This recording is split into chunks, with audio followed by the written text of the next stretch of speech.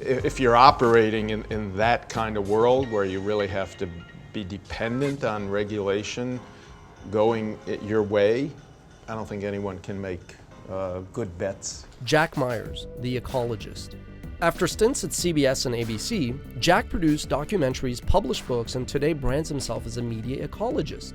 When you start to chat, you instantly realize why. It's easy to get lost in the minutiae of what happens in media, but Jack's always had a knack to tell the story from a different vantage point, where each player plays a part in this broader ecosystem that is constantly evolving, and if those players don't change and adapt to the times, then they die. Jack, you've been covering the space of media for a few years. What's the biggest change? Thank you for not saying how many. I appreciate that. We're rounding up or down. What's the biggest change that you think when you look back, you're like, this has had the most profound impact on the industry? Biggest change is happening right now because people are, for the first time in the decades that I've been working and covering this industry, people are paying attention to the need to change. That's the biggest change. This has been an industry where that's coming, it'll be on the next guy's watch, I don't have to deal with it. We've been in an industry, and we continue to be in an industry. Right now, we're sitting here, it's the middle of network TV upfront week.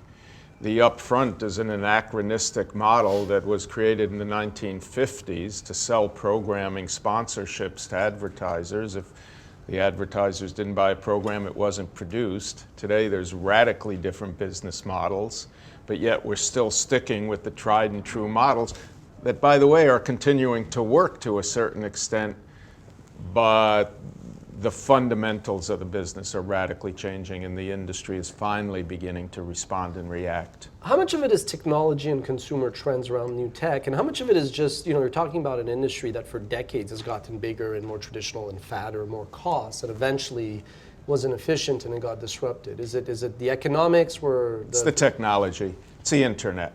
It really started in 1993 with the Mosaic browser, internet browser. If you look back to the patterns that we can see and that have been studied many times from move in the US from the agrarian age, the industrial age, 1890 to 1920, or kind of just post-World War I, all the change, all the technology really happened in the first 20 years, and then the next 10 to 15 years were when the people moved from the country to the city, when plants were built, when the assembly line started, when radical shifts in the fundamental characteristics of industry in the United States changed. Corporations that existed before didn't exist. The horse and buggy days were over.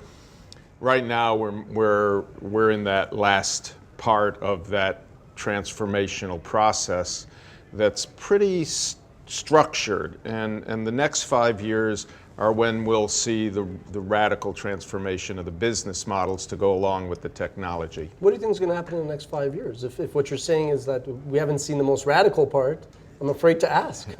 We're already seeing it: consolidation, contraction, companies going out of business. We're seeing, just in the last 18 months, we're seeing Discovery and Scripps coming together, Fox and Disney.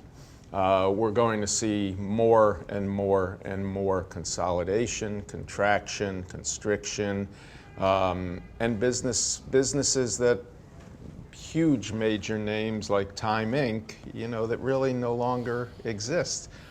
10 years ago, if you'd said Time Inc. is not going to exist, some people may have bought into it, but others would have said that's absurd. Now some of the brands exist, and one of the challenges, I think, for the big TV networks is when they look at their network brand, they don't see a brand, they see a brand that consists of mini programs. It's like Time Inc. with Time, Fortune, Sports Illustrated. Maybe those continue to exist, but will the big broadcasts, the big cable network monoliths continue to exist? Good question. As a media ecologist, I love your take because it's a bit different. So what was more profound in terms of change? Going from, let's say, verbal discussion, oral, to print? Was it print to radio? Was it radio to TV? Was it TV to web? I'm maybe forgetting a few there. And web to whatever, solar, lunar, whatever is next. Well, I would say it's been the introduction of social and search. which are not being layered on the way the others were layered on to legacy media models and economic models. These are really integrating what we've always known as the below-the-line sales promotion costs and the above-the-line advertising cost. The funnel is coming together. The funnel is being integrated, so there's no more top and bottom. It's all one, and that's social and search. I'd love you to talk a little bit about younger generations, how to them, like, do they view media differently? Like, is a video game, music? No, but like, I mean, is that what should decision makers be thinking about, you know? And then national How do you culture. communicate in a world where there's no advertising? Do you see that as a future, that there's no advertising? It was my 10 years ago when I closed the consulting practice. I said, how do you build a publishing business with no advertising revenues, no subscription revenues, and no conference revenues in the B2B space? It took about 5 years to figure it out. It took another 5 years to implement and bring it together, and we're still learning and working.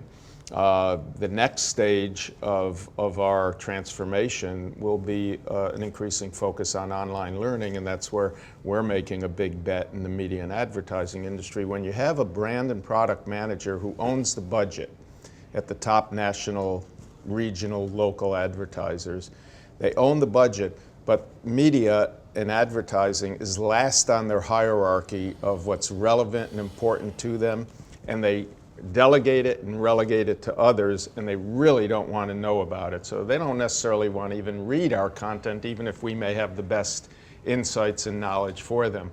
It's online learning that their corporations are providing to them to help them understand in a capsule what they need to know to be able to make intelligent decisions without having to be immersed and invested. So I think we're already seeing online corporate learning being one of the fastest growth areas, and that's a place where we're making a big bet. When you look at the dominant players today, whether it's Google, Facebook, Amazon, are these the companies that in 5-10 years you think are still going to be the leaders, or do you think that their strength is going to come back and become a liability? Google for sure, Amazon without a doubt, Walmart is a media company, Target is a media company. We have to rethink the way we look at the marketing. And Facebook, I'm not sure. It'll be around in some way. The model will be. Instagram will be around some way. But I'm not sure what the implications are going to be of the privacy concerns and how those are going to play out. And we really don't know what the regulatory environment is going to bring. We're in such a transformational time politically, globally, that it's hard to, if you're operating in that kind of world where you really have to be dependent on regulation going your way, I don't think anyone can make good bets. That said, you're paid the big bucks to give us a sense. Do you feel that the world is more likely, nobody knows the answer. I wish I was paid the big bucks. Is it more likely to diverge where you get, English speaking, non-English speaking, US, rest of the world, ad supported or subscription, or do you see a world where no, everything's going to be kind of a mishmash, where everything's like hybrid? We're going to have both. When you look at Hulu, that is both. They're ad-supported, they're non-ad supported. The challenge for a marketer is not how do you get inventory in their ad-supported platform, how do you get a presence in their non-ad supported platform, how do you get a presence at Netflix? How do you communicate with a marketplace that's increasingly polarizing, where people will watch one thing but they're told not to watch something else or not to consume something else, and where they're so influenced so easily by a world that by people they don't even know through social media, by bots. So it's, again, I think trust is right now in the B2B space, trust is bubbling to the top, along with relevance, brand safety. These are the big issues. How do we take that down to the consumer level, and where is trust going to play out in their defining, and then how do the media companies, the advertisers, play into where they can have a message that will be trusted because they're in a trusted environment? I think more and more environments are becoming accepted, used, not necessarily trusted. So when will the consumer begin paying attention to, do I trust this? One more question. You mentioned trust, marketing, advertising. In the future, are all brands who succeed and thrive storytellers, where their communication messages are basically editorial, even if it's ads, and consumers embrace this or don't care? Or, au contraire, is it that a very few handful of marketers will master that, and they will become the leaders, and everybody else kind of fades away? You ask good questions. You're too kind. The first part, where are all successful marketers good storytellers? Yes. If they're not, then in a world where they become a commodity in a transaction. And that's not going to be a good place to be, because we are becoming more and more commoditized, more transactional. A lot of companies are going to be in the old adage where, you know, I lose a penny on every sale, but I make it up in volume. And that's where I see a lot of the media industry and a lot of brands going. They're commoditizing. The interesting thing about companies like P&G and Unilever and Budweiser, Anheuser-Busch and others is they've really taken themselves out of the transactional, commoditized marketplace on the store shelves. They've realized craft beer and others are eating their lunch, D2C products eating their lunch. So they're either buying them, but more importantly, they're learning how to tell the stories, to bring their brand equity back into force. How are they differentiated? What's their cultural relevance? Are they sustainable in a changing world? Are they socially responsible? And the media industry, for its part, needs to begin thinking in the same way. How are they differentiated, sustainable, culturally relevant, and delivering audiences that have an affinity for the content they're viewing or using? Jack Myers, always a pleasure. Pleasure, thank you. Thank you very much.